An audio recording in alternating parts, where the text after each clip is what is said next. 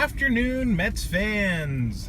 It is yours truly, the one and only Mr. Met, coming at you on my drive home from work. Today is Tuesday, February 14th. It is Valentine's Day. And perhaps more importantly, it is the first full workout official of spring training in Port St. Lucie for the Metropolitans.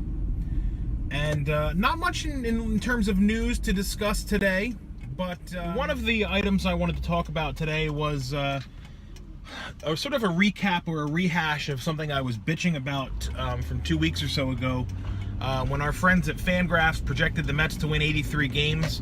There have been a few other projections to come out since then, and I'm very relieved to see that the new projections have the Mets winning 90 games, which I think is a lot more palatable of a number for anyone who pays attention to baseball.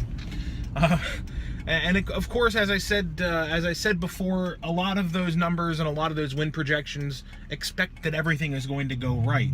And I mean, that's the way all of those projections are. And so yes, while it's very possible that the Mets pitching staff could be decimated by injury again, and that would have a very negative impact on the overall record of the team, the same things could happen to these other teams who are being projected to win 85, 87, 90 plus games, okay?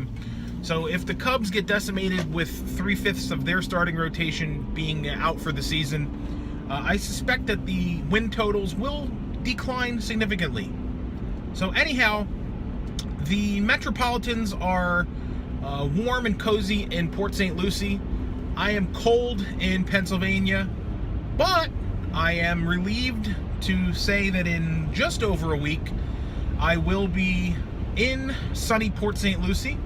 I have a conference to go to in Orlando the middle of next week, and on Friday, my brother's going to join me in Port St. Lucie, and we're going to head to Tradition Field and to Duffy's, and we're going to watch some Mets spring training action, and it should be an awful lot of fun. I've only ever been to spring training once before. It was in 2008.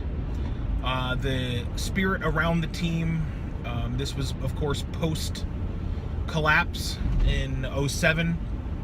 The spirits around the team were very high in 2008 spring training because our big free agent acquisition was making his debut in orange and blue, and that would be none other than Johan Santana. So the general feeling at camp was really positive. The team was looking like it was heading in the right direction, looking like they were going to compete again for the division. And let's not talk about what actually ended up happening in 2008. It was not a great season, at least as far as the end result was concerned, but it was a good season in terms of for the most part, like 87% of the season was an awful lot of fun. Maybe more than that, but anyway, next week I will be in Port St. Lucie. If any of you will be there, please hit me up on Twitter and let me know that you'll be in attendance. I'd love to say hi and meet up maybe for a drink at Duffy's, and my brother would as well.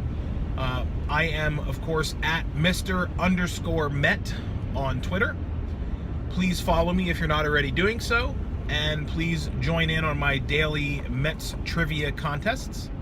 The winners of said contests get pats on the back from me and not much else. So until next time, when I have perhaps some more news to share, let's go Mets. And if I don't talk with you first, I will talk with you from Port St. Lucie.